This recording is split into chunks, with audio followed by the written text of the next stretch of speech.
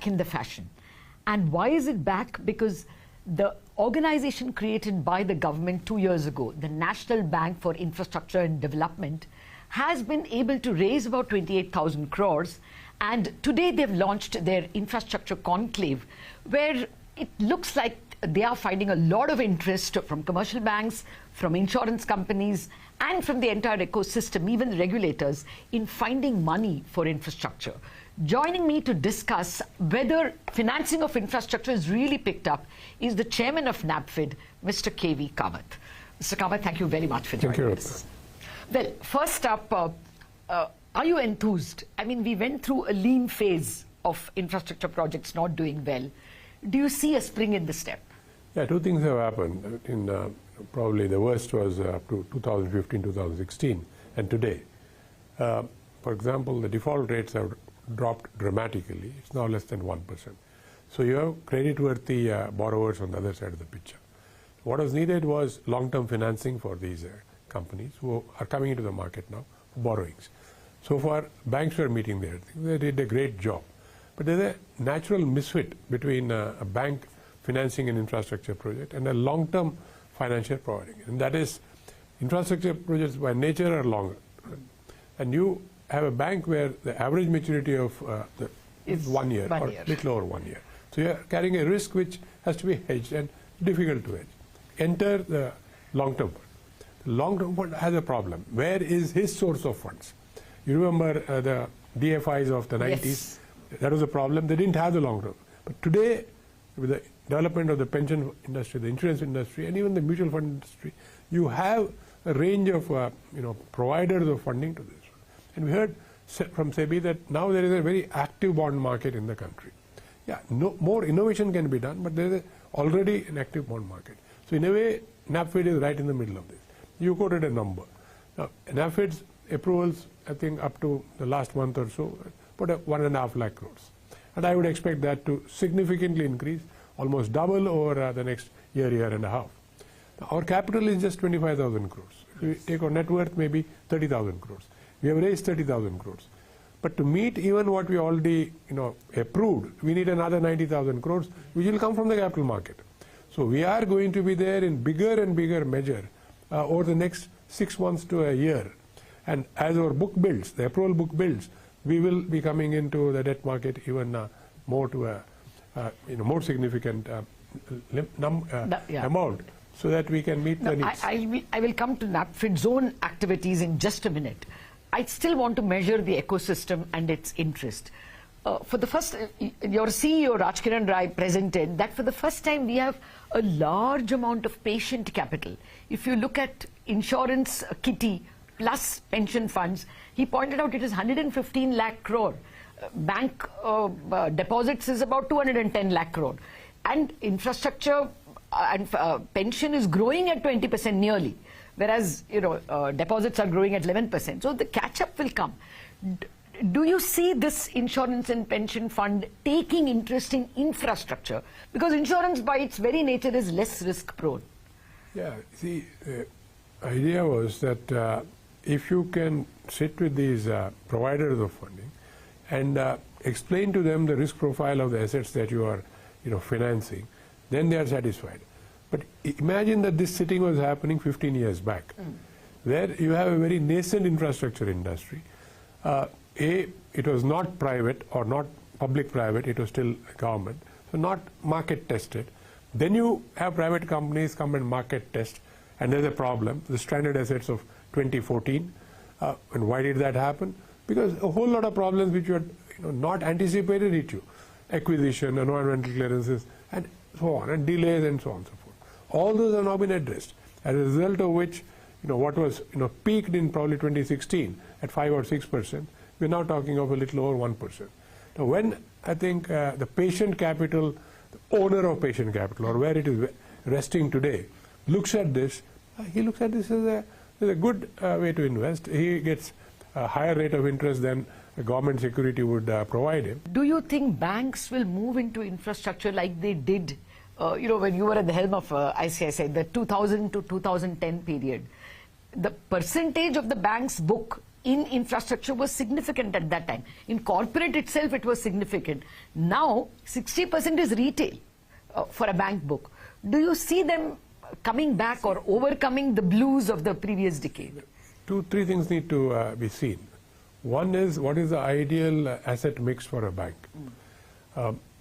They are at a one-year end of shorter loans, whether it is typically short cycle working capital loans or retail loans, yes, which are typically resettable loans, are probably the ideal product. Asset liability for match for them. Then you need to probably round up your portfolio and have 15-20% in other assets which can be hedged. Again, you don't want to go 10 years, 15 years, not 15 years, but even 8 to 10 years, yes, with 1 year liability on your, or 1 year assets on your side, and take 1 year liabilities on your side, and take a risk. So you will then run a balanced book, of which a small proportion will be term loans, either to industry, SME, or for infrastructure. So incrementally, the funding for long-term infrastructure projects will have to come from markets, and where will the markets get it is from this patient capital that is lying from there, insurance, with intermediaries like NaBFID providing the initial approach, and then maybe the ecosystem gets built up as we go along. Okay. No, I agree with you that, we have this increased pool of insurance and pension, which should provide the long-term money. They are looking for good long-term assets. But even now, although IRDA has given insurance companies permission to go up to 15% infra exposure, they have taken only 9.5%. What is the hesitation? Transitionary phase. It's a transitionary phase. In no time at all we will say, why not increase it? It's a transitionary phase. They've not even taken that much in InvITs, actually. You see that only as a recency bias? Just these are products which are only 1.5 yes, years old. And I think it took that much time for the market to adjust. And there is another reason.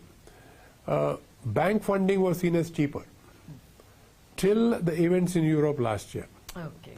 So till then, if you look back, go back and look at the number was even lower. Because if you had bank funding available at almost a government treasury note rate, it was seen as cheaper. But now the situation is corrected. The banks, in a way, are required to price higher, and then things fall in place. The other positive thing that has happened is government is not crowding out.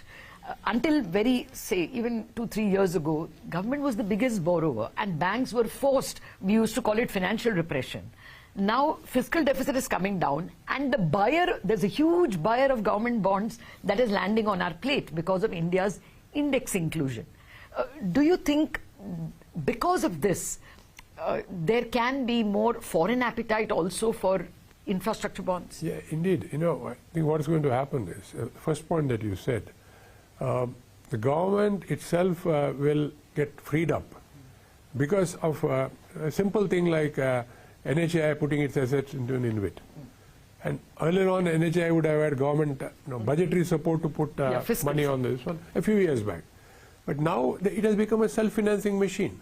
So that part of, say, the 11 lakh crores that we are talking of doesn't exist anymore. Something else could, which is required for an economy going from 4 trillion to 8 trillion. So they will have something interesting to do, but not necessarily what they were doing in the past. So I would simplify it and say anything which was, which was invested through the budgetary process into where strong cash flows exist will slowly get taken out through an InvIT or other structures. And only those that are really required to be funded by government, and traditionally everywhere in the world are funded by government, will get funded through the budgetary program. Okay. So yes, the government's pressure to borrow will go down as you go along. Yeah, but these index inclusion and the foreign money that comes, 100%. You see them getting interested in non-sovereign. They will also, where it is non-sovereign, they will also assess risk. But once they assess the risk reward, they will subscribe. Let's look at it another way. These people have been accessing or holding Indian paper when the bond issuances were made in dollars abroad. Yeah, so they are used to holding paper. They are used to the risk, and they have been used to it in a cycle where risk was much higher. Now risk is lower. So now what is the risk that they will have to really contend is basically the exchange risk.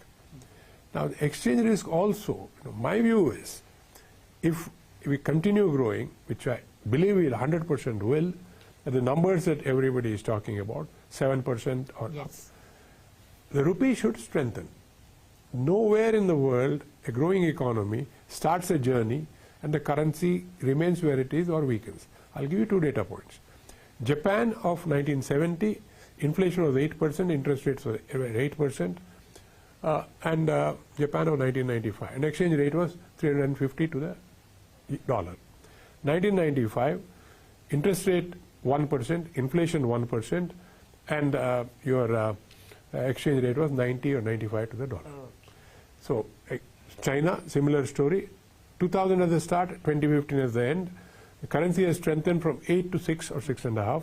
Interest rates have come down 8%, inflation 8% to maybe 2%, and that's the story. So it's now our turn.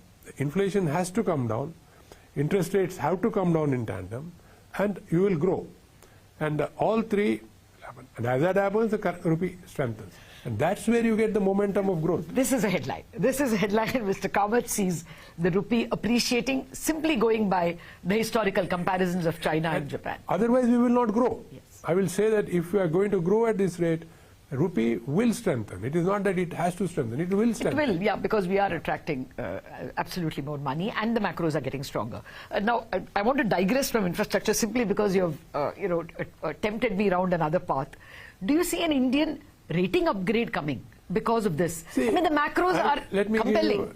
I think, again, we need to sit with the rating agencies and do a heart-to-heart talk, as it were. If you look at the measures or the metrics used, I think the way we talk of certain numbers probably is not the same as in the West. I'll give a concrete number. Yesterday I was with somebody who is well known globally in the economic world. So he said, I didn't know till yesterday that when we talk of 83% debt to GDP ratio of the government, that includes the provincial debt. He said, in my country, we talk about 43% as that is only central government debt. And that's only the central government. The cantons are not included. Oh, okay. And if you include the canton, it's probably the same number. So you have a lot of these things which then add up, and at some rating committee, you basically are not getting the due that you ought to get. No, but considering that fiscal deficit is coming down and growth is, on a steadier footing, plus bond inclusion has already happened. Therefore, I'm asking, is it a logical step? It's a logical step. That rating upgrade It's a logical step. So we need to, I'll put it the other way around. What is the fear that they have that we need to address? This is a country which has never defaulted, has run fiscal and monetary policy in the most, I would say, conservative manner that you could imagine. Is growing at 7%. So this, do you think we'll get a rating upgrade in a year? Is that? I would be optimistic that we should get that in a year. And again, we will need to make the case very strongly. Well, let me ask you to hold your thoughts, sir. We have to take a break on that note. But thereafter, I want to ask Mr. Kamath, what went wrong with our previous experiments? We had development financial institutions, ICICI, IDBI, IFCI. Mr. Kamath himself was head of one of them. What went wrong over there? Those questions after this short commercial break.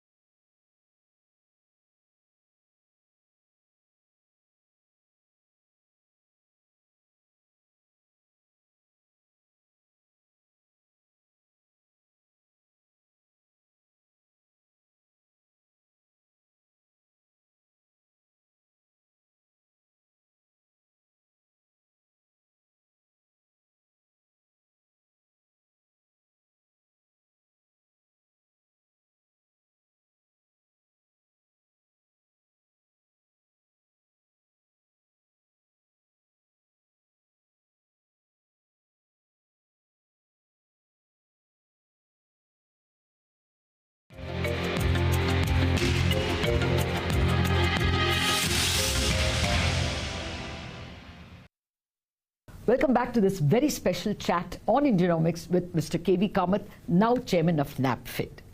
Okay, now let me come back to NaBFID and its role. The moment this institution was set up, my mind went back to the DFI, the one that you took over in 1996, ICICI. We started off with development financial institutions to finance infrastructure. That failed. ICICI became a bank, IDBI also became a bank, IFCI is meandering.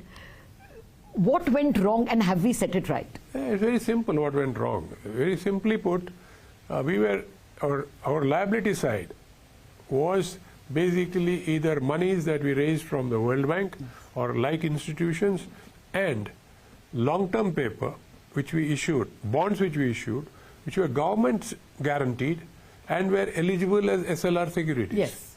So that was our funding mix. In the 90s, that was completely withdrawn. We could continue to borrow from the World Bank, but Rupee access was withdrawn. Tax concessions were withdrawn, SLR so there is no way that we could continue to, and we quickly saw it, and we said we are repositioning ourselves as a retail bank. We will first access bonds. We actually access Rupee bonds. And then we said, of course, as the bank gained size, we built momentum. What has changed today? Today, the patient capital that is lying there that you mentioned, that is there available. And they now have confidence to look at an institution which can borrow and intermediate and lend to people who are in need of this funding. Okay. Well, one reason why Mr. Rajkan and I point, chapter and verse how default rates have come down, risk defaults have come down in infrastructure assets. But the point is, that is because we had a rush of infrastructure investment from 2000 to, say, 2004 to 2010, and that some of it went bad in the last decade. Now banks' books are delevered. But if there is another period of optimism, the problem can come back. Do you think, see, for instance, IBC is still not giving us assets back. I mean, their ability to get back is actually fallen from 42 to about 23 or something. Likewise, the arbitration by the government takes a very long time. Will all this, let me put it lead to pessimism? I don't want to go through that process. The legal process, I think there's a learning curve there. But despite that, a whole lot of things are resolved. But let me go to something more concrete. You imagine you are in 2010, 11, 12, or in the earlier periods, and the shortages that we went through, whether it was power, there was no power. Whether it was road access, there was no road access. Every single thing was in, because we could not afford it and we could not put it in. And that's where we put things in to build. And these investments hit another problem hit them. Land acquisition, environmental rights and so on and so forth. Today, all those have been cleaned up. Second is investment is happening. You see, we are not reckoning that it is happening. And I will explain how do I say it's happening. I'll ask the same question. What are the shortages that you see today as you go out? Power. Power, actually is keeping pace. You are not seeing the sort of blackouts that we had in the past. And power investment is actually migrating from thermal to green to, and I think it will evolve and it will be in our favor. New technologies that will come in power are not going to be fossil dependent. So it's going to be with us. So we are looking at ports, airports, rail, even rail. Capacity is increasing. So roads, everywhere you are seeing increase in capacity. Yeah, we could have more, yes. We need to have more to be, to represent an 8 trillion economy, 100% yes. But most of the investment is coming from government. It's again, let's look at it. Where is the investment in ports coming? Private sector. Where is investment in airports coming? Private sector. Where is investment in telecom coming? Private sector. Where is investment in power coming? Say, probably, I don't have the numbers, but probably 75% from private sector. So the government's role really is in those industries which are not financially viable in any country. Let me put the same question in another way. What is your sense in terms of what you want from the regulator? My own sense is that the IBC process could be better. The lower levels, NCLT, NCLAT, the Yeah, see, The infrastructure could be better, human infrastructure. yeah, if you ask me, Likewise, arbitration. What is your ask? if you ask me about the regulators that we deal with, whether it is RBI, SEBI, or the insurance regulator, I don't think I have any ask, because they are come up to a level where they are held up now as good examples by global regulatory bodies. So I don't think there is any ask. Yeah, the resolution process in almost every area, I think, and they themselves talk about it, needs to be speeded up. So to me, that is what is probably It's the, an so it's the agenda legal ask, that the resolution. which everybody acknowledges that resolution and speeding up, I think, is what is required. But do you think then insurance and pension, which is the capital that is waiting for long-term assets, will come unless this is resolved? No, or do you think they will continue to hesitate? If the default rates were what they were, of course they won't come. But if the default rates are one, they will factor it into the base case and make their assessments and come. Okay. Now let me come back to NaBFID. What do you see? Will you all be actually writing out checks for infrastructure companies, or will you all do more in terms of credit enhancement, guarantees, partial guarantees? What role do you see? See, we will do both. The charter is very clear. The charter has a lending role and developmental role. By developmental role, I would look at development of the framework to do. So what you mentioned all falls under those, that category. And of course, there is within that you then, activate the bond market to a much higher level. So that's seen as a role. So to me, it's a continuum. You are on lending on some, and as a customer has a need to credit enhance, we will be there, and we will move on to other products. You will be doing both, actually writing the check for infrastructure, we will do as well as. Do you also see yourself doing credit default swaps, even derivative products? Indeed. See, because there is no bar on what we could do. Immediate hiccup for infrastructure builders and for infrastructure financiers like banks is that the Reserve Bank is coming with higher provisioning requirement. Yeah. There is a draft set of rules, and provisioning is going to rise from 0.4% for a standard asset to 5% for a standard asset if it is infrastructure. Won't that increase the cost? See, we will have to understand how it works out. I think there are representations being made, so I don't want to preempt the whole thing. How do you want the provision to be made? What route do you take? So I won't go too much into it, because these are delicate things that need to be discussed. And what is the regulator's final thing? Ultimately, if the regulator is doing something, it is after a lot of thought, and it is for systemic good. Okay, now let me come to the question that we always ask you. How do you see the growth prospects? There is some discussion. Most people are veering around to the view that the India growth story is more a 6.5% to 7%. Even the economic survey gives that kind of a view, of course, for the nearer term. Are you getting a sense we can break the 7% barrier? Yeah, I look at it this way. 7, I think, is a given because of the unfinished agenda. See, we are not a country where we have to build bridges to nowhere. We have got bridges to build for a purpose, infrastructure to build for a purpose, and that's. You mean unlike China? Unlike Japan, I'm taking of the old.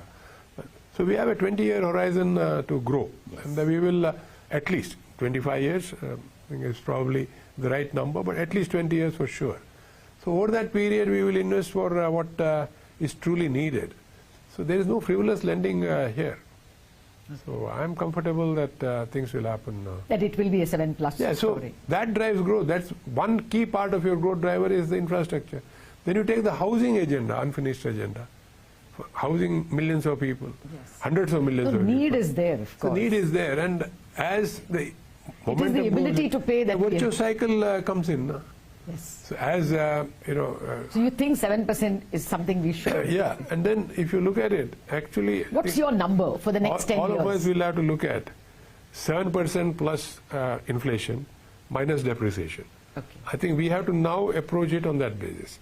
And if I say that 7% plus 4% minus, say, depreciation of the rupee, if we can contain, then you are looking at 11% growth. So I think we need to look at this in a calibrated way, and that factor that we're using to say that the depreciated rupee will have this impact, that should be, actually we should say that that's going to go away. And then we will have Then we are 11% 7% for plus, sure. yes. That's very hopeful. It's always the case, Mr. Kamath, when I speak to you, Thank we you. come back optimistic. Thank you very much for sparing time Thank you. with us. Thank you. So that's the word from the big man. 7% is a given. That's not counting productivity gains that will come for us. But I think for me, the bigger takeaway is that it looks like we're in for some appreciation of the currency hereafter. That's it on this special edition of Indianomics. Thanks for watching.